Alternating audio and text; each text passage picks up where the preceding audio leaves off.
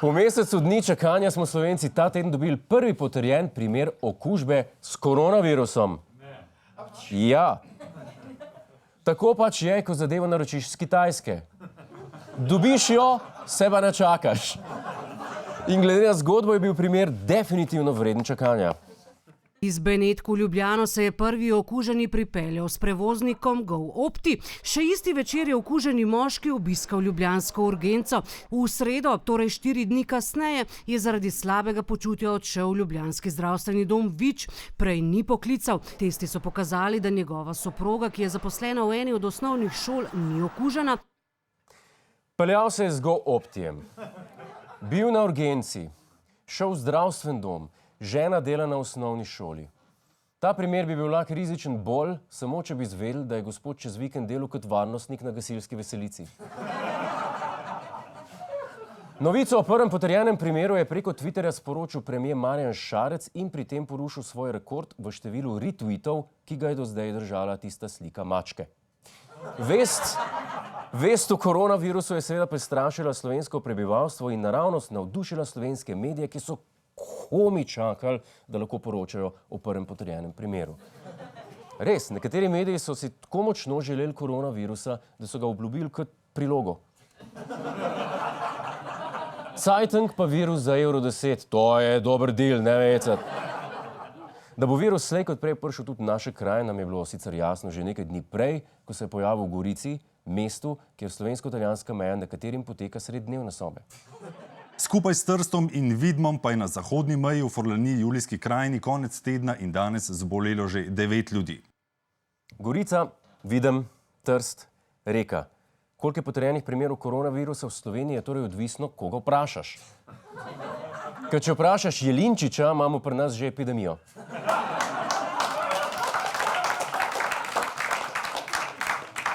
Po njegovem predlogu mej lahko ustanovimo novo državo z imenom Karantenija, katere simbol je seveda karantenski panter. Mnogi Slovenci pa so prepričani, da je primerov koronavirusa pri nas mnogo več, kot je uradno, saj naši zdravniki naj ne bi imeli primernih testov za njegovo diagnozo. Država je te špekulacije takoj ovrgla in podala enostavne smernice, kako ločiti primeren test od neprimernega.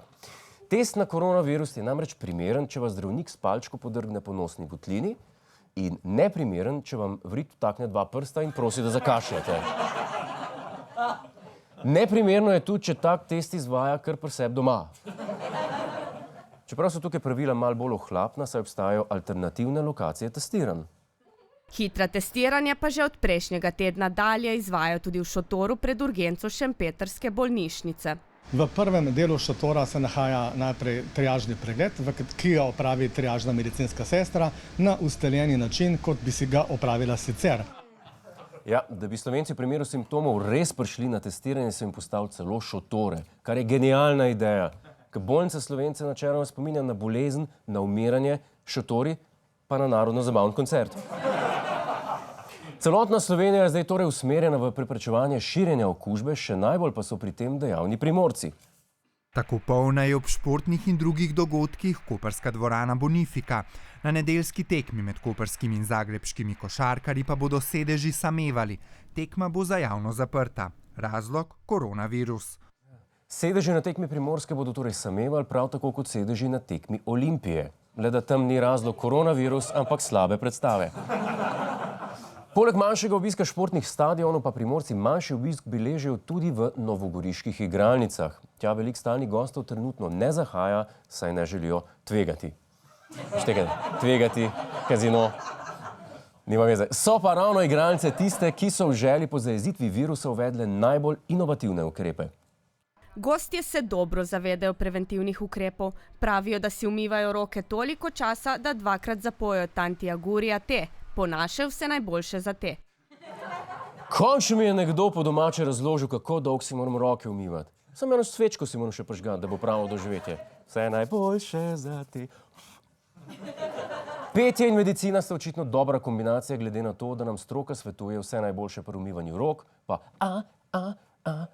staying alive pri oživljanju. Če nas virus slučajno prizadane bolj, kot smo mislili, pa se mu preprosto zapel, samo milijon nas še živi. Čeprav se nov virus potrdi že v mnogih evropskih državah, pa v novih primerih marsikje ne poročajo.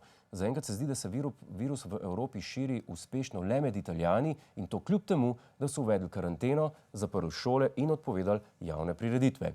Zato se v iskanju odgovora, zakaj ravno pri Italijanih prihaja do tako masivnega širjenja, zdaj obračam na našega obalnega korespondenta in poznavalca vsega italijanskega, Marka Žerjala.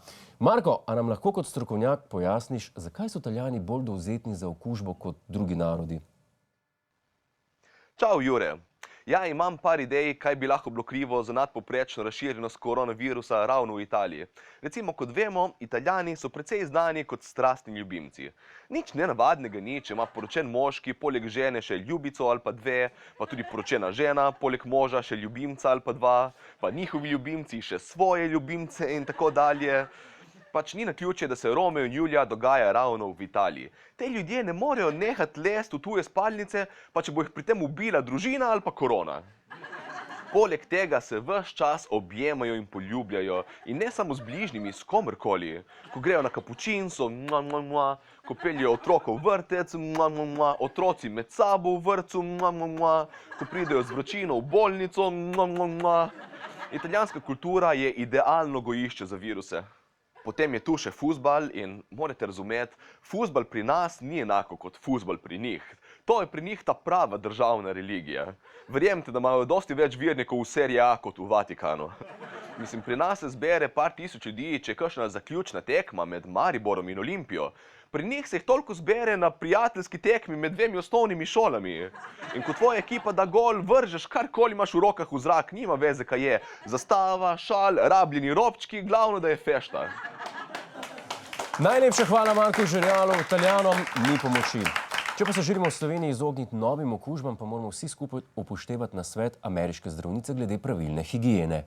Today, start working on not touching your face because one main way viruses spread is when you touch your own mouth, nose or eyes. Rešeno! Hej, to je naš YouTube kanal, klikni na ta gumb in se naroči, da boš na tekočem. Polajkaj pa nas tudi na Facebooku in na Twitterju, pa na ulici, pa na kakšnem javnem WC-ju.